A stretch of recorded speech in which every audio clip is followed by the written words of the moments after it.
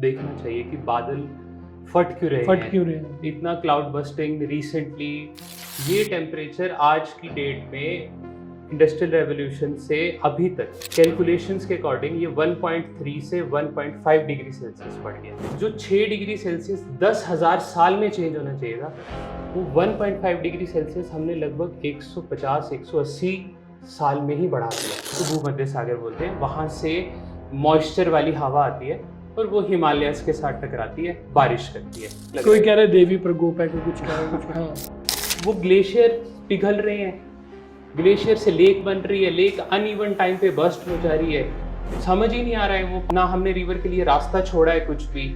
Western disturbance को अभी भेजना चाहिए था, वो उस डायरेक्शन में नहीं भेज रही है, वो डाइवर्ट हो जा रहा है इंडिया की तरफ, तो वो इंडिया को अब ज़्यादा हिट कर रहा है। द न्यूज़ स्टार में आप सभी का स्वागत है। और आज हमारे साथ भाई एक चंबा के नौजवान हैं जो चंबा से चले, फिर कुरुक्षेत्र में पढ़े और फिर IIT रुड़की से इन्होंने पढ़ाई की, मुंबई में रिसर्च वर्क्स किए और करते करते ये चंबा से लंदन पहुंच गए और क्लाइमेट के ऊपर काम करते हैं। तो आज इनको हमने अपने स्टूडियो में बुलाया है और जो हिमाचल में जो परिस्थितियाँ चल रही हैं, कहीं बादल फट रहा है, कहीं फ्लैश फ्लड्स आ रहा है, उन्हीं पर इनसे बात करेंगे। तो भरत जी, आपका स्वागत है द न्यूज़ स्टार के स्टूडियो में। Thank you. तो ये क्या होता क्या है बादल फटना? ये बादल फटना जनरली हम बोलते हैं जब किसी पर्टिकुलर एरिया में 100 mm बारिश हो जाए पर आवर, 1 घंटे के अंदर, इसको हम बादल फटना जनरल टर्म्स में हम इसको कंसीडर करते हैं।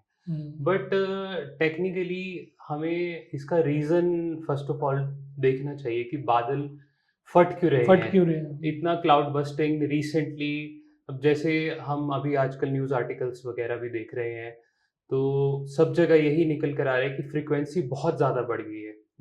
नंबर ऑफ टाइम्स इतना ज़्यादा क्लाउड बस्ट हो रहा है, वो क्यों हो रहा है इतना ज़्यादा?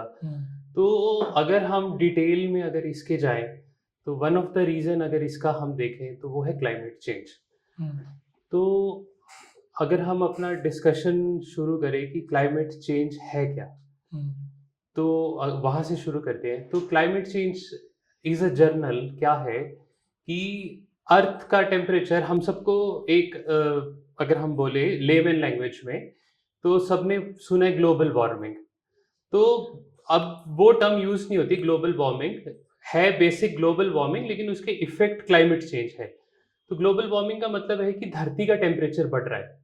जैसे मैं और आप हैं ह्यूमन बीइंग, हमारा बॉडी का टेम्परेचर बहुत स्टेबल रहता है 98.4 डिग्री सेल्सियस के अराउंड, और अगर हल्का सा भी बढ़ जाए टेम्परेचर तो बॉडी के वाइटल फंक्शंस डिस्टर्ब हो जाते हैं। हाँ, चक्कर आते हैं, शिवरिंग होती है सबको। एग्जैक्टली। कम हो जाए तो भी प्रॉब्लम होती है। उसी तरह धरती का जो टेम्परेचर होता है ना, वो बहुत स्टेबल होता है। जो हमारा प्री इंडस्ट्रियल रेवोल्यूशन, इंडस्ट्रियलाइजेशन से पहले का जो टेम्परेचर होता है, उसको माना गया है 13.5 से 14 डिग्री सेल्सियस। ये जब इंडस्ट्री का रेवोल्यूशन नहीं आया था उससे पहले का, हाँ उस टाइम, मतलब उससे किस सन, कौन सा सन होगा? 1800s के 18th सेंचुरी। हाँ, 18th सेंचुरी से पहले का। इसको कैलकुलेट करने के बहुत ज़्यादा तरीके होते हैं। तो जनरली मान लीजिए साइंटिस्ट ने कैलकुलेट किया कि इसका जो है वो है 13.5 से 14 डिग्री सेल्सियस के अराउंड धरती का एवरेज जो टेम्परेचर रहता है, क्योंकि इक्वेटर पे गर्मी होती है, पोल्स ठंडे होते हैं, एवरेज टेम्परेचर इतना रहता है। अब क्या हुआ है कि धरती का टेम्परेचर इंडस्ट्रियल रेवोल्यूशन के बाद, ह्यूमन एक्टिविटीज के बाद, ये बढ़ना शुरू हो गया। ये टेम्परेचर आज की डेट में इंडस्ट्रियल रेवोल्यूशन से अभी तक जो कैलकुलेशंस के अकॉर्डिंग ये 1.3 से 1.5 डिग्री सेल्सियस बढ़ गया है। अब ये सिग्निफिकेंट क्यों है ये नंबर 1.3 से 1.5 डिग्री सेल्सियस? 1.5 सेल्सियस बढ़ गया ये। हाँ, बोलने को तो 1.5 सेल्सियस कुछ भी नहीं है, लेकिन ये धरती का एवरेज टेम्परेचर है। एवरेज का मतलब है कि कहीं ज्यादा, बहुत ज्यादा भी टेम्परेचर बढ़ा हुआ है, कहीं पर उतना नहीं बढ़ा है, लेकिन एवरेज 1.5 डिग्री सेल्सियस बढ़ा हुआ है टेम्परेचर। होता क्या है, धरती का जो क्लाइमेट होता है, जनरली हम उसको लॉन्ग टर्म में दो पार्ट्स में डिवाइड करते हैं। एक को हम बोलते हैं आइस एज, और एक इंटरग्लेशियल एज बोलते हैं। इन दोनों के बीच में डिफरेंस होता है 10,000 साल का, जो हम ऑन एन एवरेज मानते हैं। 10,000 साल में 6 डिग्री सेल्सियस धरती का टेम्परेचर शिफ्ट होना चाहिए। बढ़ना चाहिए। हाँ, मतलब जब आइस एज से इंटरग्लेशियर गया तो 6 डिग्री सेल्सियस बढ़ेगा। 10,000 साल 10,000 में साल में 6 डिग्री बढ़ना चाहिए। बढ़ेगा। वो नेचुरल फिनोमेना है अर्थ का। नेचुरली ऑर्बिट चेंज होता है और उसका टिल्ट के एक्सिस चेंज होते हैं अर्थ के सन के अराउंड। वो 10,000 साल में इतना टेम्परेचर चेंज होता है 6 डिग्री सेल्सियस। लेकिन अभी क्या प्रॉब्लम हुई है, जो 6 डिग्री सेल्सियस 10,000 साल में चेंज होना चाहिए था, वो 1.5 डिग्री सेल्सियस हमने लगभग 150-180 साल में ही बढ़ा दिया है। अच्छा, हाँ, उस एंगल से तो हो गया। हाँ, मतलब 20% टेम्परेचर जो हमारे पास, जो हमारा जितना 10,000 साल में बढ़ना चाहिए था धीरे धीरे, मतलब 20% का मतलब है कि जो टेम्परेचर 2,000 साल में बढ़ना चाहिए था वो 150 या 180 साल में 180 साल में हमने बढ़ा दिया। और purely on the based of anthropogenic activities, जो ह्यूमन एक्टिविटीज है। और इसका बेसिक कल्प्रिट है कार्बन डाइऑक्साइड का एमिशन। वो जो कार्बन आजकल चला हुआ है, CO2 एमिशन का जो चला हुआ है आजकल, CO2 एमिशन, जो कार्बन डाइऑक्साइड। पर ये बादल फटने से कैसे रिलेटेड है, वो आप ऑडियंस को बताओ जरा। वो मैं बता देता हूँ बादल फटने से कैसे रिलेटेड है। क्या होता है कि कार्बन डाइऑक्साइड जो होती है वो सन से, जो हमारे पास ना बहुत तरह की एनर्जी की फॉर्म में बहुत तरह की रेडिएशंस आती है। मैं आपको देख रहा हूँ विजिबल रेडिएशन की वजह से यूवी रेडिएशन होती है, वैसे एक इंफ्रारेड रेडिएशन होती है जो रिस्पॉन्सिबल होती है गर्मी के लिए। अब CO2 क्या करता है, कार्बन डाइऑक्साइड क्या करता है कि वो, आप ये मान के चलिए, इंफ्रारेड रेडिएशन को ट्रैप कर लेता है। वो रिफ्लेक्ट बैक हो जाना चाहिए था कुछ हद लेकिन तक, वो उसको रोक लेता है, वो उसको ट्रैप कर लेता है। साधारण भाषा में रोक लेता है। वो उसको वापस नहीं जाने देता इंफ्रारेड रेडिएशन को। तो जितना ज्यादा CO2 होगा वो उतना ज्यादा इंफ्रारेड रेडिएशन को पकड़ता है। अब क्या होता है, बैलेंस, अब क्या होता है कि गर्मी बढ़ेगी, मतलब वो जितना ज्यादा CO2 एमिशन होगा उतनी ज्यादा गर्मी बढ़ेगी। अब मेनली जो हमारे, अगर हम देखें, जो हमें क्लास 5th से भी पढ़ाया जाता है कि वाटर साइकिल होता है, पानी इवेपोरेट होता है, बादल बनते हैं, बरसता है, फिर नदियों से समुद्र में चला जाता है, एक वाटर साइकिल होता है।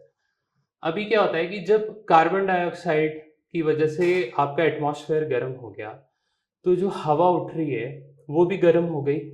वो हवा जब गर्म हो गई, उसने मॉइस्चर भी ज्यादा उठाया। ठीक है, तो क्या होता है कि गर्मियों के मौसम में जो हमारे प्लेन्स होते हैं, पंजाब हरियाणा के जो प्लेन्स होते हैं, गर्मी ज्यादा होती है, लो प्रेशर एरिया हम उसको बोलते हैं, एक वैक्यूम की तरह होते हैं वो। मॉनसून उठता है हमारा बे ऑफ बंगाल से और इधर अरेबिक ओशन से, वो उठता है और इधर की नॉर्थ की तरफ आता है। अब पंजाब जो है ना, पंजाब का जो इलाका, वो हरियाणा का प्लेन्स जो है वो बहुत फैले हुए हैं, कोई ऑब्स्ट्रक्शन नहीं है उनके, रास्ता साफ है, एक मान के चलिए कि रनवे की तरह है प्लेन की, जहां मर्जी प्लेन दौड़े। तो वहां से जो बादल चले, ज्यादा मॉइस्चर उठा के वो चलते रहे और जैसे ही हिमाचल बिल्कुल फुट हिल्स शुरू हो गए शिवालिक के, और जैसे ही उनको अपना ये हिल्स मिले, कोई भी ऑब्स्ट्रक्शन मिला, वो वहां टकराए और क्लाउड बर्स्ट हो गया। इसका रीजन ये है कि अभी CO2 का एमिशन ज्यादा हो रहा है, गर्मी ज्यादा बढ़ रही है, तो मॉइस्चर ज्यादा उठा रहा है। तो जनरली कैलकुलेशन में ये माना जाता है कि हर 1 डिग्री सेल्सियस टेम्परेचर अगर बढ़ेगा, वहां पर 7 से 8 डिग्री सेल्सियस, 7 से 8% ज्यादा मॉइस्चर हवा उठाएगी। अच्छा, 1 डिग्री सेल्सियस बढ़ने पे।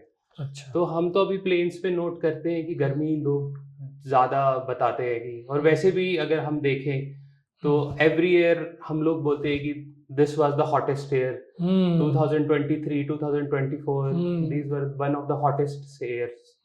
तो वो जो गर्मी ज्यादा बढ़ी 1 डिग्री सेल्सियस पर ही, उसने 5 से 7 डिग्री 8 डिग्री ज्यादा मॉइस्चर उठा लिया हवा ने। गर्मी 1 डिग्री थोड़ी, वो तो बढ़ती जा रही है, और वो तो बढ़ती जा रही है, उससे प्रॉब्लम। और बारिशें भी अभी लॉन्ग स्पेल चला गया, काफी अभी तक लगी हुई हैं। अभी इस साल ना, इसका एक और टेक्निकल रीजन मैं अगर आपको बता दूं, इसका एक और रीजन है, वो है वेस्टर्न डिस्टरबेंस।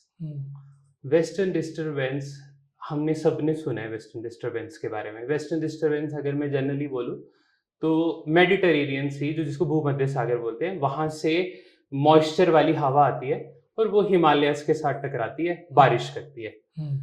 जनरली ये जो फिनोमिना होता है ना, ये फिनोमिना होता है हमारा नवंबर दिसंबर से शुरू होकर मार्च अप्रैल तक जाता है। उसी टाइम वही रिस्पॉन्सिबल है कि हमारी सर्दियों में बर्फ पड़ रही है, बारिश हो रही है।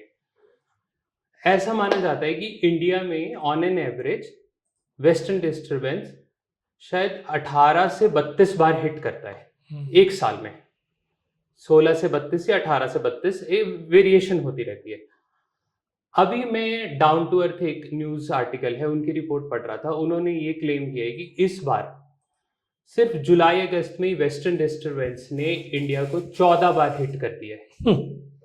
अच्छा, तो मतलब आपको मॉनसून भी ट्रैप हो रहा है, उधर से वेस्टर्न डिस्टर्बेंस भी आ रही है, तो आप मतलब एक ऐसी जगह फंस के है बिल्कुल जहां पे मॉइस्चर है और वो वहीं बरस जा रहा है, इसलिए इस साल आपको इतनी ज्यादा बारिश दिख रही है। तो बहुत अनयूजुअल फिनोमिना है जो शायद मेरे को लग रहा है 50-60 साल में एक ही बार होता है। हाँ, काफी टाइम बाद, काफी time, around I think 70 years में हो रहा है, ये 70 इयर्स में हो रहा है। और जो वेस्टर्न डिस्टर्बेंस है उसको कंट्रोल करता है जो हमारे आर्कटिक के जेट स्ट्रीम्स हैं।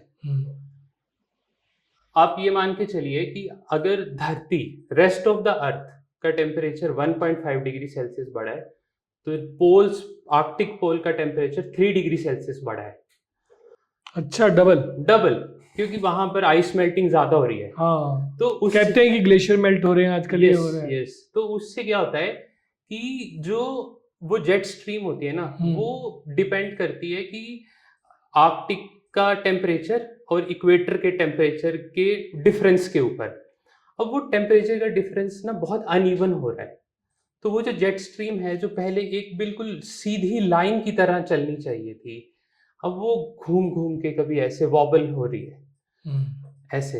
अभी उससे क्या हो रहा है कि वो जब जिस डायरेक्शन में उसको वेस्टर्न डिस्टर्बेंस को अभी भेजना चाहिए था वो उस डायरेक्शन में नहीं भेज रही है, वो डाइवर्ट हो जा रहा है इंडिया की तरफ। अच्छा, तो वो इंडिया को अब ज्यादा हिट कर रहा है वेस्टर्न डिस्टर्बेंस।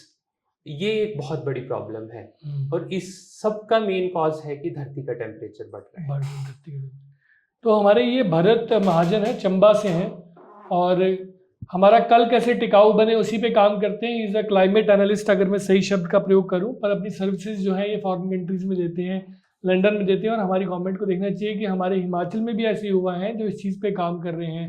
गवर्नमेंट कई कुछ कर रही है, लेकिन ऐसी जो एक ब्रेन ड्रेन जिसको आप बोलते हो इंडिया में होता है कि फॉरेन में वो एक सर्विसेज देते हैं अपनी। तो एक ग्लोबल सिनेरियो क्या चल रहा है क्लाइमेट के ऊपर, और इंडिया उसमें कैसे पार्टिसिपेट कर रहा है कि हमारा कल टिकाऊ रहे, उसके लिए जो ग्लोबल सिनेरियो है, अदर कंट्रीज क्या कर रही हैं और इंडिया में क्या चल रहा है, उसका थोड़ा सा एक आप ऑडियंस को बताओ हमारे। अच्छा, और हिमाचल में क्या चल रहा है, कुछ हो भी रहा है कि नहीं हो रहा हाँ, है? नहीं, मैं आपको बताता हूँ।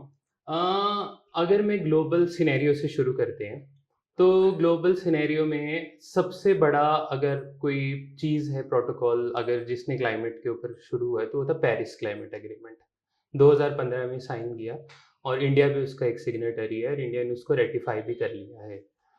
तो उसके अंडर हमने ये एम रखा है कि हम मतलब हम धरती का टेम्परेचर 1.5 डिग्री से ज़्यादा नहीं बढ़ने देंगे। प्री इंडस्ट्रियल रेवोल्यूशन के कंपैरिजन में धरती का एवरेज टेम्परेचर 1.5 डिग्री से सेल्सियस से ज़्यादा नहीं बढ़ने देंगे। इसके ऊपर ना मैं अगर आपको एक बात बताऊं, जो बहुत सारे ग्लोबल अगर हम रिसर्च वगैरह भी क्लेम करते हैं, सबसे अच्छा काम तो यूरोपियन नेशंस कर रहे हैं। उनके पास वैसे अगर प्रैक्टिकली बोले तो रिसोर्स भी अवेलेबल है, पॉपुलेशन भी उनकी कम है, तो वो प्रैक्टिकली अच्छा काम कर सकते हैं। और यूएसए ने तो अभी हाल ही में बैकआउट कर दिया, जब से डोनाल्ड ट्रंप आए उसके बाद उन्होंने बैकआउट कर दिया क्योंकि वो मानते नहीं है क्लाइमेट चेंज में। बट अगर हम ग्लोबल साउथ की बात करें तो मेरे को ऐसा लगता है कि इंडिया अच्छा काम कर रहा है क्लाइमेट चेंज के ऊपर। इंडिया ने अपने रिन्यूएबल के जो टारगेट्स हैं वो 5 साल पहले ही अचीव कर लिए। तो अभी और भी इंडिया में जैसे अभी इंडिया शायद 2027 से कार्बन टैक्स और कार्बन क्रेडिट्स का एक नया कंसेप्ट इंट्रोड्यूस होने जा रहा है इंडिया में। तो अभी जैसे मैं आपको बताता हूँ, कि फॉर एग्जांपल हिमाचल में इतना डेवस्टेशन हुआ, जिसको हम लोग ये बोल रहे हैं, अभी तक एस्टिमेशन ये लग कोई रहा कह है रहे देवी प्रकोप है, कोई कुछ कह रहा है कुछ। हाँ तो अभी ये हम ये बोल रहे हैं कि 3,000 से 3,500 करोड़ इनिशियल हाँ एस्टिमेट हाँ सब हाँ लोग ये हाँ, बोल ये रहे चल हैं। रहा है। अब वो पैसा जो है वो कहीं ना कहीं से तो आएगा ना, टैक्स पेयर का पैसा है, कहीं ना कहीं से तो आएगा ना। हम्म, तो अब मान लीजिए कि बार बार अगर ऐसे इंसिडेंट की फ्रीक्वेंसी बढ़ना शुरू हो गई, तो ऐसे तो आप एक तरह से बैंकरप्सी की कगार में पहुंच सकते हैं पहले कि ही 1 लाख करोड़ के नीचे दबे हुए हैं हम हाँ लोग। बिल्कुल डेफिनेटली। तो इसीलिए ना बहुत सारी कंट्रीज ने क्या किया है कि कार्बन टैक्स इंट्रोड्यूस किया है कि जो इंडस्ट्री या जो भी ऑर्गेनाइजेशन ज्यादा कार्बन फैलाएगी, एमिट करेगी, उसको पर टन के ऊपर उतना ज्यादा वो देना पड़ेगा, टैक्स देना पड़ेगा। नहीं, हिमाचल में आप जैसे देखते रहते हो कि क्योंकि यहीं के रहने वाले हो, यहीं की मिट्टी में पैदा हुए हो, तो हिमाचल ऑब्वियसली आप लोग ऑब्वियसली व्यक्ति देखते हैं, आप दुनिया भी घूमते हो, तो क्या आपने कभी हिमाचल में ऐसा ऑब्जर्व किया कि हिमाचल में क्लाइमेट को लेके गवर्नमेंट ने कोई पॉलिसी बनाई हुई या उस दिशा में कुछ हाँ, काम हो रहा है? मैं इसमें बताता हूँ। मैंने थोड़े टाइम पहले ही एक डॉक्यूमेंट, मेरे को ना ऐसा लगा कि 2022-23 के बाद से शायद कोई डॉक्यूमेंट आए नहीं है हिमाचल। हिमाचल प्रदेश क्लाइमेट सेंटर एक है, लेकिन उनका ना अपडेट कुछ है नहीं 2023 के बाद का कुछ। अच्छा। उन्होंने 2021 में एक डॉक्यूमेंट पब्लिश किया था, Himachal Pradesh knowledge network on climate change and risk के ऊपर एक डॉक्यूमेंट पब्लिश किया था 2021 में। उसमें उन्होंने मेंशन किया हुआ है कि हिमाचल की जो इकोनॉमी है वो डिपेंड करती है उन सेक्टर्स पे जो कि बहुत ही फ्रेजाइल है with respect to climate change, खुद मेंशन हुआ है उसमें। और उसके बाद से अगर आप उनकी वेबसाइट पे जाइए, Himachal Pradesh climate change centre की वेबसाइट पे जाइए, तो 2023 में उन्होंने SJVN, CSIR और हिमाचल प्रदेश गवर्नमेंट ने उन्होंने डॉक्यूमेंट्स प्रॉपर पब्लिश किए हुए हैं। उस डॉक्यूमेंट के अकॉर्डिंग मैं आपको एक फैक्ट बता देता हूँ कि हमारे जो 2018 से लेकर ये डॉक्यूमेंट है, इसके अकॉर्डिंग हिमाचल का जो ये क्लाइमेट का जो ये है, हाँ, इसमें इन्होंने एक डॉक्यूमेंट पब्लिश किया है जिसमें सबसे पहले इन्होंने स्नो कवर का बताया है कि हिमाचल का स्नो कवर जो है वो अलग अलग बेसिन्स में कैसे कैसे कम हुआ है। तो इन्होंने ये डॉक्यूमेंट में बताया है कि ओवरऑल हिमाचल का एक मतलब 2021-22 और 2022-23 के कंपैरिजन में स्नो कवर 14% रिड्यूस हुआ है, कम हो गया। स्नो कवर कम हुआ है। अब स्नो कवर कम होना हमारे लिए क्यों मैटर करता है? अब ये जो बर्फ पिघल रही है ये कहाँ जाएगी? ये क्या करते हैं, जब बर्फ पिघलती है तो ये इसको बोलते हैं मेल्ट वाटर या ग्लेशियल लेक्स। जो क्या होता है, पानी पिघलता है, वो कहीं Lakes पर में भी दिखता है वो लेक की शेप ले लेता है। शेप ले लेता है। अब वो लेक जो होती है वो किसी भी अनइवन टाइम पे बर्स्ट हो जाती है, क्योंकि वो जो उसको हम बोलते हैं मोरेन डैम। मोरेन डैम का मतलब है कि नेचुरली एक किसी पत्थर की सपोर्ट ले ली पानी ने, लेकिन जैसे जैसे पानी का प्रेशर बढ़ता गया खा गया उस जगह वो को, कोलैप्स कर जाता है। कर जाएगा। वो कोलैप्स कर जाता है और वो पानी रिवर के कैचमेंट में चला जाता है। रिवर के कैचमेंट में वो पानी चला जाता है और आजकल हम देख रहे हैं कि हमने रिवर्स के बैंक्स पे एनक्रोचमेंट कर रखी हुई है और पॉलीथीन का इतना पोल्यूशन है, तो वो कैचमेंट को पानी इतना ज्यादा आ रहा है कि कैचमेंट में रिवर को जगह ही नहीं मिल रही है कि पानी को लेकर कहाँ जाए वो। और वो इतनी डेवेस्टेशन हो रही है, हो जा रही है कि क्योंकि पानी वो ग्लेशियर पिघल रहे हैं, ग्लेशियर से लेक बन रही है, लेक अनइवन टाइम पे बर्स्ट हो जा रही है। वो समझ ही नहीं आ रहा है, वो पानी रिवर कोई नहीं, ना हमने रिवर के लिए रास्ता छोड़ा है कुछ भी, एनक्रोच कर लिए हैं। कहीं पर सैंड अगर हमने निकाल ली तो रिवर कहीं और डाइवर्ट हो गई, फ्लो ही चेंज हो गया। रिवर कई बार अपने नेचुरल फ्लो पे आ जाती है, तो लोगों को तो पता चलता है 20-20, 25-25 साल के बाद। तो अगर मैं आपको ये डाटा भी बताऊं ना, ये स्टडी है इनकी, तो इन्होंने ये बताया है 2019 से 2023 अगर हम देखें तो लोअर सतलुज बेसिन में 130 न्यू लेक्स बनी, स्पीति बेसिन में एक 112 न्यू लेक्स बनी, अपर सतलुज बेसिन में जो ये लेक्स बनी वो बनी 437 थी 2019 में, और 2023 में 681 न्यू लेक्स। तो रफली इसमें भी 40% का इंक्रीज हुआ है। तो ये पानी कहाँ जाएगा? ऑब्वियसली ये पानी कहाँ जाएगा? ये लेक बस्ट, ये ऐसा तो है नहीं कि इंडेफिनिट टाइम तक पानी को रोक के रखेंगे, नहीं, कभी ना कभी तो फटेंगे, कभी ना कभी तो वो निकलेंगी पानी। तो ये पानी जाएगा। ये हिमाचल प्रदेश गवर्नमेंट की वेबसाइट से मैंने निकाला डाटा। अब ये इतना डाटा होने के बावजूद भी हम इस पे क्या काम कर रहे हैं, ये थोड़ा सा, ये तो सवाल हमारे लिए भी है, क्योंकि वो इस पे कोई काम हो नहीं रहा अभी। हाँ, अभी इस पे क्या काम हो रहा है, ये थोड़ा सा मेरे को लगता है कि ये सबको सोचने वाली बात है कि नहीं, इसमें सब ना सोचे, मतलब पॉलिटिशियन और आईएएस ऑफिसर ना सोचे। इसमें मैं यही कहूंगा कि जो क्लाइमेट एक्सपर्ट्स हैं, आप जैसे क्लाइमेट एनालिस्ट हैं, उन लोगों को इन्वॉल्व करके फिर इस पे काम किया जाए। जैसे हम बोलते हैं ना कि India is a voice of global south, वैसे मेरे को लगता है कि हिमाचल को ना वॉइस बनना चाहिए हिमालयन स्टेट्स का।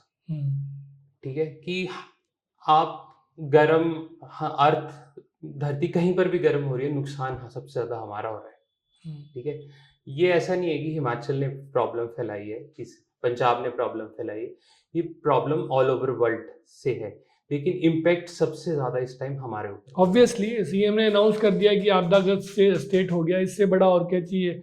इसमें कई इसके प्रोज एंड कॉन्स हैं। वैसे ही टूरिस्ट वाली स्टेट है, जब आपदाग्रस्त कर दोगे तो इन्वेस्टर्स पे भी असर पड़ेगा, उसका नई इन्वेस्टमेंट्स नहीं आएंगी, लोग डरेंगे अंदर आने से, बिजनेसेस पे असर पड़ेगा, तो दिक्कत तो रहती है। अब इसका अगर हम सॉल्यूशंस की बात करें, अगर हम टेक्निकल सॉल्यूशंस की बात करें, तो सबसे पहली बात तो ये है कि हमें सबसे पहली बात तो ये है कि स्टेट पे पॉलिसी बनानी पड़ेगी, जिसमें क्लाइमेट रिस्क को इंक्लूड करना पड़ेगा अपने बजट में, हर चीज़ में। कि और जैसे फॉर एग्जांपल आपका एक कोई प्रोजेक्ट आ रहा है, आप उसकी वैल्यू ले लीजिए कि 50 करोड़ या 100 करोड़, कोई आदमी होटल बना रहा है, कुछ भी बना रहा है, रोड बन रहा है, आपको उसमें इंक्लूड करना पड़ेगा। सबसे पहले उसकी कार्बन स्टडी कंपलसरी करनी पड़ेगी कि वो अपने कितना कार्बन एमिशन हो रहा है, फिर उस प्रोजेक्ट से रिलेटेड क्लाइमेट रिस्क क्या है वो मैंडेटरी करना पड़ेगा। ये आप बता रहे हो जो फॉरेन कंट्रीज में कॉन्सेप्ट चलते हैं वो वाले हैं। यहाँ पे स्टेट में भी इस तरह से मिलते जुलते कई चीज़ें कर रखी हैं, लेकिन अफसोस ये है कि वो कागजों में है, धरातल पे नहीं आई हैं अभी।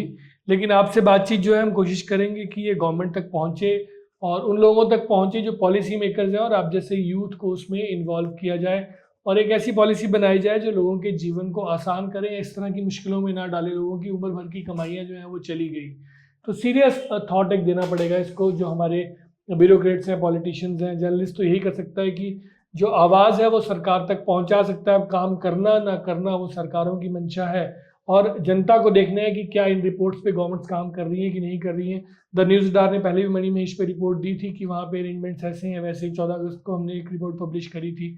लेकिन वही बात है कि देखना अफसरों को है और नेताओं को देखना है, जो रूलिंग पार्टीज हैं उनको देखना है कि इन रिपोर्ट्स को कैसे वो कंसिडर करते हैं।